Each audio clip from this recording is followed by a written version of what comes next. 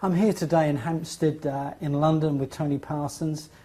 We've heard so much about you, Tony, over the years. It's been incredible. Seriously, over the last, I suppose I picked up your name 10 or 15 years ago, to be honest with you. And I did think I saw you once in Oxford. I'm not sure. Right. I came to see you at, I think you were talking to the universities there. Right. But it's great to be here today. We were in India in February, and your name came up a few times. And it's very nice of you to do an interview with us. I said to John yesterday, Tony, that we've done lots of interviews, but it's going to feel really difficult probably to do an interview with you, because people, if they look at your website or they see what you're saying or your books, probably get the idea that there's no attainment, no one to get there, no one that could get there, and who is this person that could get there anyway, right? So we were talking about it yesterday in the car, and I said, so it would be an interesting interview. Yeah. I'll keep it as brief as I can, but just to tell us a little bit about what your real message is to people. Right, well, you're talking about getting there and know where to get to. I mean, basically the message is saying that the seeker feels, the seeking energy is the seeking of something that they feel they've lost. So the message is, this message is saying that there is nothing lost. What you look for is already in everything. It never went away. You did to go and look for it. And the very act of going to seek what you long for makes what you long for hide. In a way, what you long for hides, and this is brilliant, what you long for hides from you by already being everything. And being you. Well, no, it isn't. No, when you start saying it's you, then you're bringing in something personal. This message is absolutely impersonal. There's no question of this sudden enlightenment happening to a person. It can't happen to a person because the nature of the person is to seek this enlightenment. Could this I use enlightenment isn't available for the person. No, nobody ever becomes enlightened. Could we go back to the first point where you said they go seeking something that they think they've lost? How does this happen, or why do we think... It's in the nature of, as a very young child, the brain sophisticates and sees the world as separate. So it artificially constructs something called you. The whole nature of what we call me or the self is actually a fabrication. It's a fabrication that comes and goes. It's an inconstant state. There isn't actually a me, you sitting there. You're not sitting there. You might feel you are, and then tonight there won't be anything in deep sleep, and then tomorrow morning you will wake up and think you are this person. There is no person. And the sudden collapse of that artificial construct is liberation. Could I use the words, or could the words be used, or you probably wouldn't use them, but could you use the words pure consciousness, or just spirit, or the one spirit that functions all things? No, there is no word. No word. There's no word that can describe this. It's indescribable, because it's unknowable. Liberation is the end of that which knows it can call something something. Could I ask you then, Tony, in your life, this time round, if you want to put it that way, okay, you obviously started, or seemed to start seeking... Oh yeah, I was a seeker. Well, Tony Parsons, that died one day, was a seeker, and just like anybody else. So it was seeking and looking for something it couldn't find, because what it was looking for was already everything. And did Tony Parsons... So the seeker was looking for a particular thing. That's the problem. Right. And did Tony Parsons, the seeming Tony Parsons, did he seemingly seek for long before he had the experience? Years and years, years and years. And he got into everything? Well, quite a lot. Yeah, not everything, but quite a lot. But let's be clear about this also. The seeking that Tony Parsons had, or apparently did, has no relevance to liberation at all. It wasn't because I was a seeker that liberation happened. Ah, that's interesting. Seeking is the most effective way to avoid liberation. Interesting. But did Tony Parsons, before Tony Parsons started seeking, Was Tony Parsons a businessman? Yeah, And, well, yes. And he yeah. liked money, and he liked Yeah, goods, enjoyed and he liked business homes? more than anything else. Enjoyed running a business. Okay. And all of that. Yeah, oh yeah, quite. So you're really saying that you could have had the experience without seeking? Oh, no question about it. It is the experience, or what you like to call enlightenment or liberation, that happens regardless of seeking, not because of it. So it would have happened anyway? Oh, absolutely. Of course it does. And it happens to all sorts of people who aren't what we call seekers. Right. And so you're basically saying that it can happen to anybody at any time. Yes. And is it like saying the fruit is ripe on a tree? Could you put it that way? You could say that, but it isn't anything to do with the person or where they've got to in their lives. It's just that there is what I call a readiness for this to happen. But it isn't the person's readiness, it's just a readiness. Mm. Is it the end of self-consciousness? Oh, absolutely the end of self. Self-consciousness, or the self or the me, simply suddenly collapses. Of course it's artificial anyway, but it just collapses completely. And there's nothing left. There's no one left. There's no one that now knows they're liberated. Mm. There's no one. There's just liberation. It's And indescribable. But there are going to be people, Tony, looking at this interview, okay, that we put on the internet, and very interested in what you're saying, because there was a seeming Tony Parsons that seemed to seek, and these people are looking at this on the internet, will be those seeming Tony Parsoneses Yes, absolutely. that seem to seek. There's hundreds of thousands of them. Hundreds of thousands of them. And of course what appeals to them is the idea that they can find something. Yeah. And that's what keeps them from Finding it. this. But presumably there was somebody who was seeking. Yeah. There are also other people who are self-conscious who are not seeking. Yeah. But the fact they're not seeking doesn't mean they're liberated. No, it doesn't, but also they can be. But they can be. No question. No question of that at all. Absolutely. Because actually, liberation has nothing to do with the person. No. Absolutely. Yeah. It's the end of the apparent construct of a person, Okay. which is artificial anyway. Yeah. So, Tony, would you, and probably a personal experience that you had, and some people don't like to talk about these mystical, call it that, experiences or whatever. Could you tell us about, would you mind telling us about the experience? Yes, except that I didn't have it. This Tony Parsons. It wasn't Tony Parsons who had an experience. No. It was suddenly that the whole construct, artificial, inconstant construct of Tony Parsons suddenly was no more.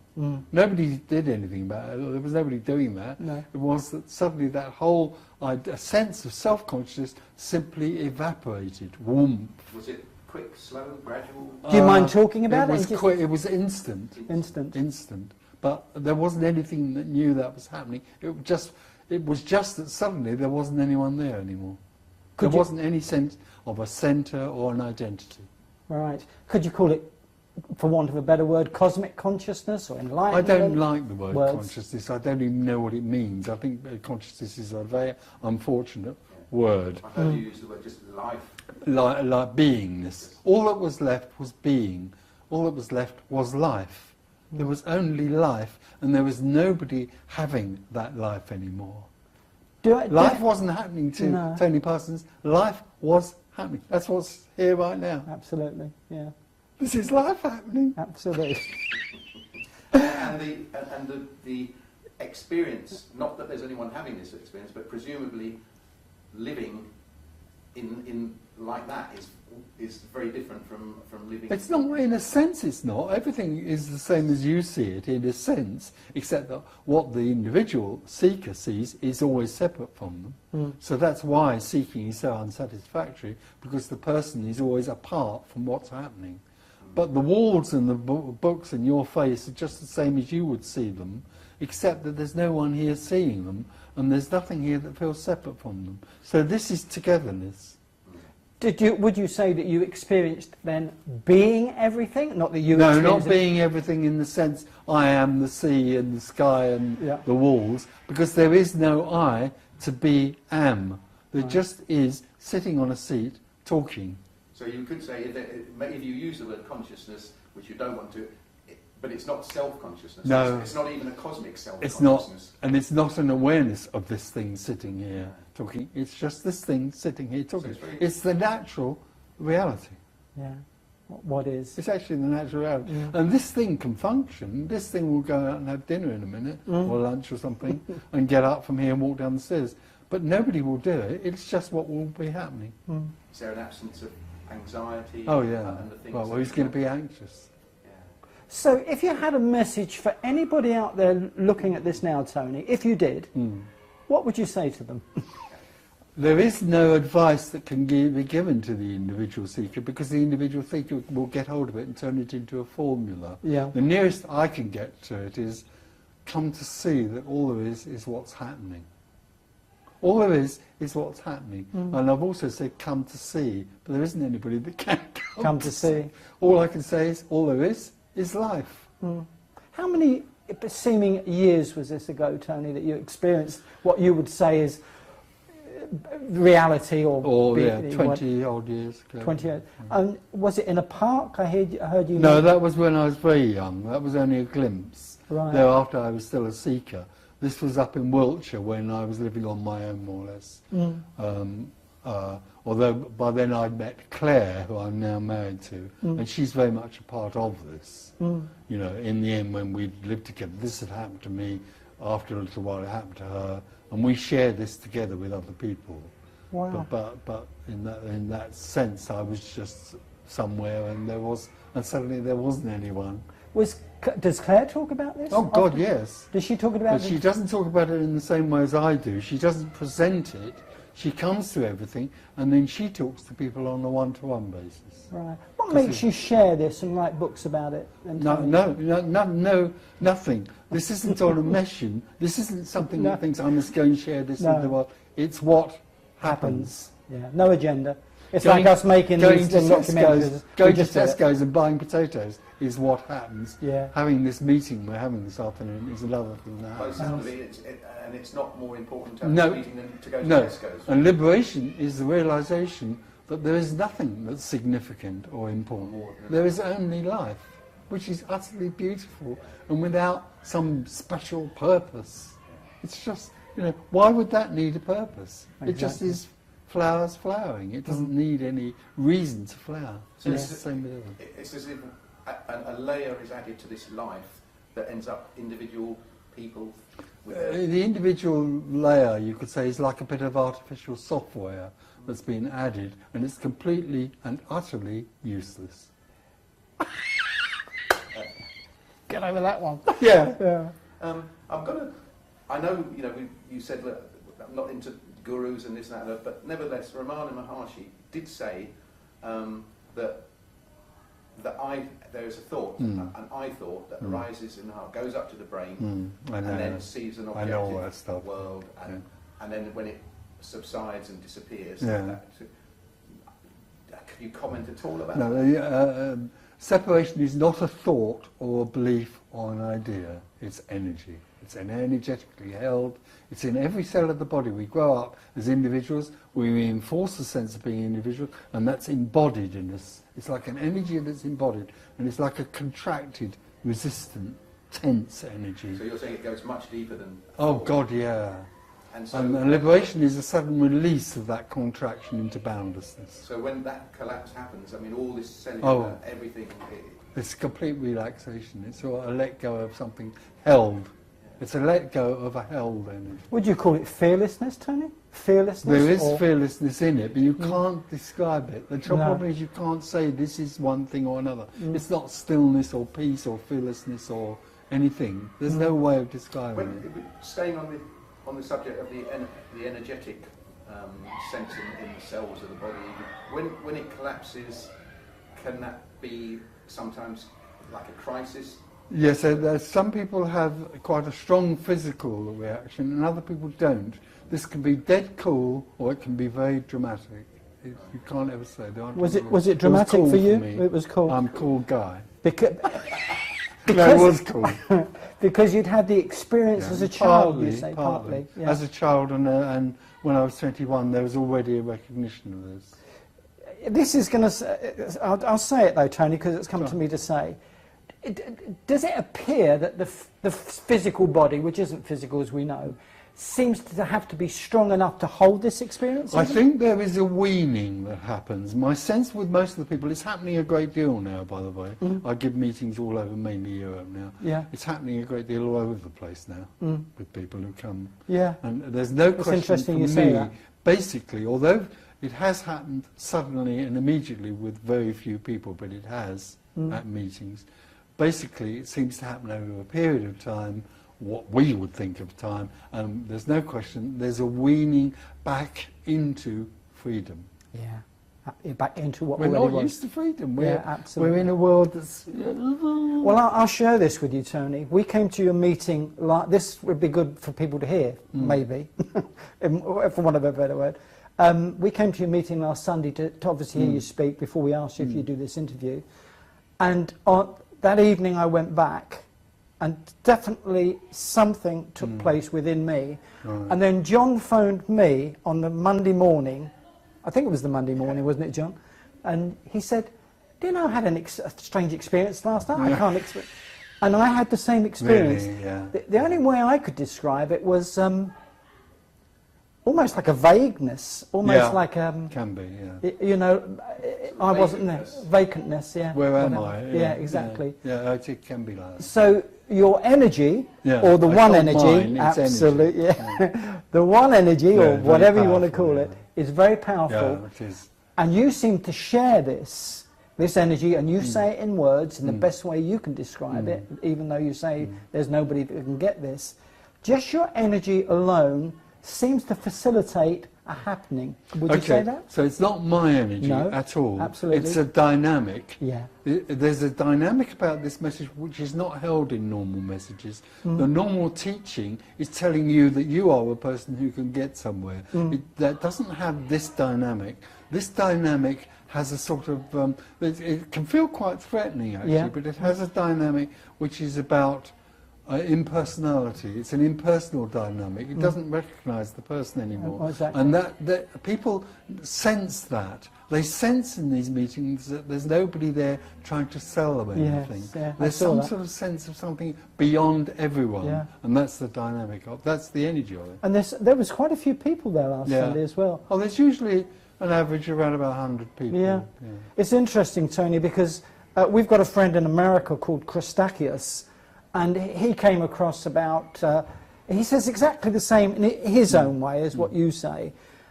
He also adds that he does it for fun. He enjoys doing it. No, this is not for fun.